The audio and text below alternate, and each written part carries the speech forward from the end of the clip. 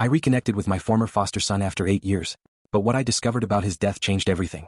You ever have that feeling after you do something you think is noble where the universe politely asks, "Oh really?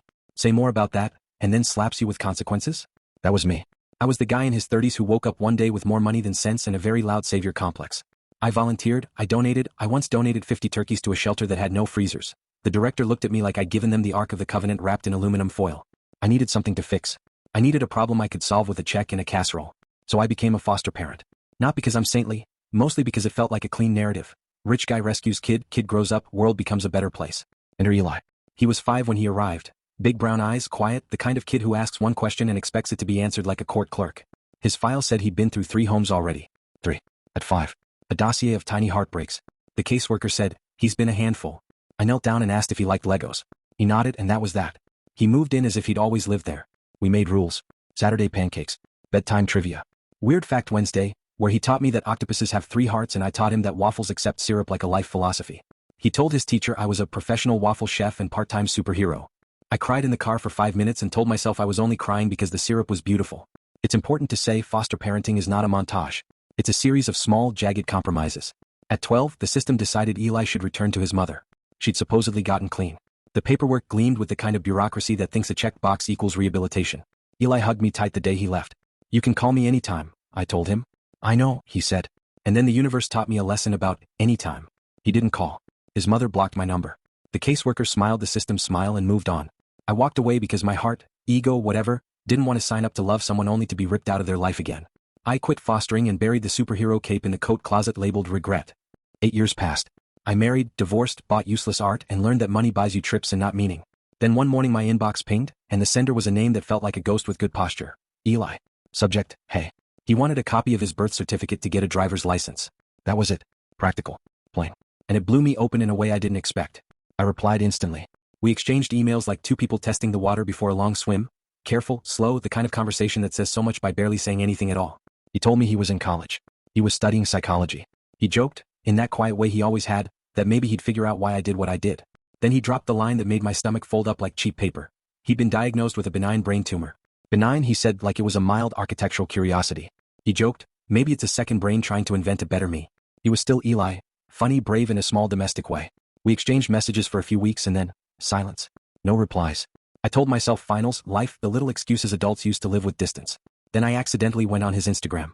There were messages on his feed, "Miss you," and "Rest easy," and suddenly the world turned into a cold, fact-checked headline. He had died. Brain aneurysm. Instant. And the worst, sharpest little cruelty, there had already been a memorial and no one thought to notify me. I sat in my car for 2 hours staring at his last email, "Hey," and feeling like I'd watched an entire life pass from the outside of a window. Grief is a strange physical thing. For me it was a nausea that stayed in my throat for days and a habit of replaying his hospital video, the one Claire sent me later, until the phrases were grooves on my skull.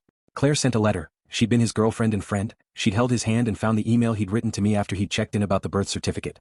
"I want to list you as my emergency contact if they let me." She wrote, "He was scared you'd say no."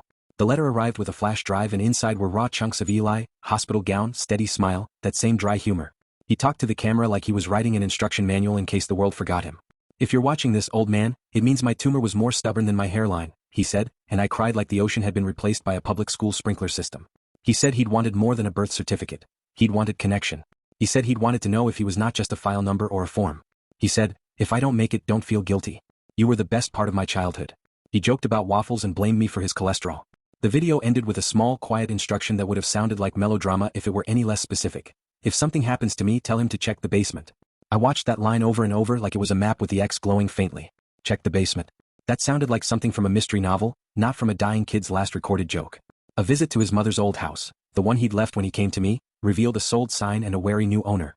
I sat across the street, feeling ridiculous and like a detective with an arts degree. The new owner, a man named Tom, recognized the name and told me Eli had asked him months earlier to keep a box in the crawlspace for the old man with the waffles.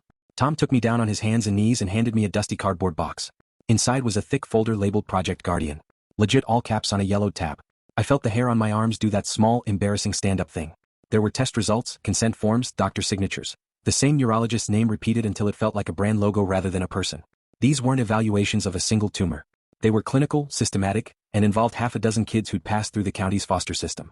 The rational part of me tried to offer reasonable explanations. A research program, medical trials with consent, gray area paperwork. The darker, stubborn part of me imagined conspiracies with tinfoil hats. When Claire told me Eli had filed a complaint against a neurologist for unauthorized experiments, the rational part cracked. She said the doctor had vanished shortly after Eli's death. Others, 2 other former foster parents, had received anonymous messages, "He wasn't supposed to die." I started following these breadcrumbs because what else do you do when the world hands you a breadcrumb trail made of your guilt? You follow it. And then the strain of it started to make the edges of my life look brittle. I gave everything to a journalist friend, Mark, veteran, cynical, loves the truth the way other people love coffee. Mark said we'd dig publicly, quietly, legally. He made calls, filed little FOIA requests, and explained to me the difference between a subpoena and a strongly worded letter like he was teaching me taxonomy. Despite Mark's professional cool, he had one human weakness. He liked the thrill of an unraveling story the way I like a syrup-drenched waffle. Weeks into the investigation I started getting junk messages on a burner account from someone using an encrypted handle. It said, "He wasn't supposed to die." No context, no signature. It was like a ghost Twitter feed. I responded, "Stupid move," and got back another line, "The hospital knows more than they told." I called the hospital. The records department was polite weird. "No surgical record," they said, the kind of phrase that makes your skin pucker. "Discharged prior to event." But the video showed Eli in hospital lights. Claire swore she'd been there during pre-op. The hospital said no. The neurologist's contact info was a dead number. The doctor's name, when I googled it, returned a handful of papers and then nothing. It was like a person had been scrubbed from the internet with bleach and a disclaimer. I did stupid things in the name of closure. I sat in waiting rooms and watched other parents watch their kids. I pushed through public records until the world blurred into pages of tiny print. I called old caseworkers who were now retired and moaned in the voice of a man who had nowhere else to put his grief. Sometimes the only evidence I had were notes scribbled on napkins, scraped receipts, and Mark's voice on my answering machine saying, "This is bigger than we thought." And then the letter arrived. Thick with postage I couldn't place. No return address. Inside, Claire's handwriting, "If you can, don't go alone." The file had a new item, a scanned note in Eli's handwriting with a time and place and 2 words, Warehouse 19. I remembered an old industrial park outside town with a building that had once been a mattress factory. Warehouse 19 sounded like a place in a bad movie. That's exactly why I went. I was not above making mistakes in the name of closure. I parked 3 blocks away and walked through wind that smelled like machinery and bad carpet. The warehouse door was ajar. Inside, fluorescent lights buzzed, and the air smelled like metal and old coffee. I thought for a second I'd stepped into a David Lynch sketch. There were boxes stacked like nervous geometry and, among them, a little recording device. It had been left deliberately, not to be hidden but to be found. On it, a file labeled, final. I pressed play. It was him. Alive. He talked with the same endearing awkwardness, the same cadence that had once read like a rhythm you learned to love. But then his tone shifted. He spoke about Project Guardian with a clarity that chilled me. They wanted to see if neural environments could be optimized to build resilience and compliance. They called it Guardian programming. He named the neurologist. He said some kids had been administered experimental neuromodulators under the guise of cognitive therapy. He said he'd filed complaints because he realized, too late, that the interventions weren't therapeutic but manipulative. He said the hospital had obstructed records. He said he'd been followed. Then his voice broke. "If something happens to me, tell him to check the basement." The tape ended with instructions, coordinates for an email server, a password seed, and a name, Marlowe. The name felt ridiculous until I crossed it with Mark and found it annotated in a medical contract that linked Marlowe to a private nonprofit that had received county grants. Grants with earmarks for behavioral outcome research. The more I dug, the less comfortable normal explanations became. The neurologist had ties to a nonprofit, the nonprofit had ties to private grants, and Eli's name, Eli the little kid who loved waffles, appeared on forms that used the language of consent but read like legal sleight of hand. And then, as if the story wanted to punish me for being gullible, Mark's demeanor started to change. You can tell when someone has seen the engine room of a story. Mark's vibe shifted from journalist to hunter. He started calling me at strange hours with clipped updates. "We're making progress," he'd say. "We've got a lead on Marlowe." He would show up with coffee and a look like a man who thought he could fix wrongs with deadlines and a steady pen. He asked me to sign a waiver allowing him to access the materials I'd collected. I signed. That's the thing, when you're grieving, signatures feel like anchors. Then Mark disappeared. He stopped answering my calls. Emails bounced. His newsroom told me he'd taken a leave of absence. 3 days later his phone was turned off. 2 weeks later, a local blog posted a short item. Mark had been hit by a car out of state and suffered a concussion. He was okay, the article said. He wasn't. Concussions hush you into a kind of amnesia no newsroom enjoys. I felt the pitch of panic climb in my chest. I had to move faster. The burner messages continued. He wasn't supposed to die. This time they had urgency. Then Claire called me, voice like a match struck in a storm. Eli left something else. He said if I ever disappear, tell Marlowe. Claire had started to sound like someone walking on a tightrope between bravery and despair. She said she'd been threatened after Eli's death. She said people had followed her. She said she'd been told to stop looking into the case. And then she said, they told me one name, Marlowe. I followed the Marlowe threads until they pulled me into a web that made my throat close. Marlowe, as I learned in a dimly lit public records office at 3 p.m. while a woman with a top knot watched me with pity, was a private nonprofit whose board included retired clinicians, a defense contractor, and a set of lawyers who liked to invent words that made discomfort sound scientific. Marlowe received county grants, yes, for pilot programs designed to improve life outcomes for kids in care. Their pilot programs read like academic papers until you opened the appendices. Consent forms and legalese, parental signatures that were sometimes unclear, forms signed by caseworkers who had moved on and never filed copies. Half the kids listed were from foster homes. The more I saw, the more the neat lines between benevolence and exploitation blurred. Then the twist happened the way a punchline takes the room. Claire disappeared. One morning she was texting me, an oddly practical thread about therapy and books, and then silence. My phone lit up with one last message typed with a slowness that made my skin pucker. Check the attic at the house in Riverview. Trust me. The house in Riverview was Eli's mother's place, the one that had been sold. I drove there like a sleepwalker. The new owner answered the door. Tom, the mattress guy who shrugged and seemed sorry but not surprised. She stopped by, he said, handing me a small envelope. Inside, a key and a note, Claire's handwriting precise as always, the attic. Don't trust Mark. Don't trust Mark. I laughed at the note like someone laughing at a nightmare, but then my insides slid. Don't trust Mark, the guy who had been schlepping me coffees, the guy with the news badge. I drove home and called every number Mark had ever given me until voicemail swallowed my calls. I went to his apartment and found his toothbrush in a cup and his kettle on a strap of forgetful steam. His laptop had been wiped. Someone had cleaned his life like a hand wiping chalk from a blackboard. If you have ever been in one of those stories where the world rearranges to look like a conspiracy, you will understand the sense of vertigo. Don't trust Mark. Don't trust the hospital. Don't trust the published record. The voice in me that had once thought a check in a casserole could solve global suffering felt small and embarrassingly naive. I felt like an accomplice to my own ignorance. I kept digging. I contacted a lawyer. I asked the county prosecutor's office to look into the documents. They were polite. They said investigations take time. Meanwhile, my emails kept pinging with burner account entries. He's alive. That one made me laugh through a sob. He's alive. No, that's the fantasy you build when the alternative is unbearable. Then late one rainy night, my phone buzzed with a live video link. I clicked and saw, right there in a grainy live stream with 3,000 viewers, Mark stumbling breathless, then grinning like a man who had slept too long. He was standing in front of an empty warehouse, holding an envelope. Tonight, he said, we bring Marlowe into the light. His eyes shone with the kind of fanaticism that looks like clarity until you realize it's a different kind of madness. He talked about whistleblowers and the heroic crusade of journalism. He announced he had a source, someone with files, and then he opened the envelope. Inside was nothing but a Polaroid. On the back was one line in Eli's handwriting, "Look up." I felt my heart stutter like a car trying to start in winter. Look up. The camera panned, and above the warehouse door was a narrow balcony. A small figure leaned on the railing and then stepped forward. For a moment the live stream stuttered and the chat exploded. And then the person on the balcony raised a hand and the world, the whole fragile edifice of the story I'd been living in, cracked. It was Eli. Alive. Not a ghost, not a tape. He was there in the rain with hair longer and a beard I didn't expect on a face I knew too well. He looked older and fiercer. He smiled at the camera. He looked right at me in a way so private that I felt an ache like being seen through a window I thought had been painted shut. I wanted you to look, he said simply, and the crowd below hooped as if they were at the conclusion of a trick. He told Mark to bring the files. He told us to look at the boxes Mark had been clutching. He said the truth would be in the records and the records were now public. Eli wasn't dead. He'd staged his own death with a surgical plan and hospital complicity. That's the only part that made my jaw unclench into a new pain. He hadn't disappeared because someone had taken him.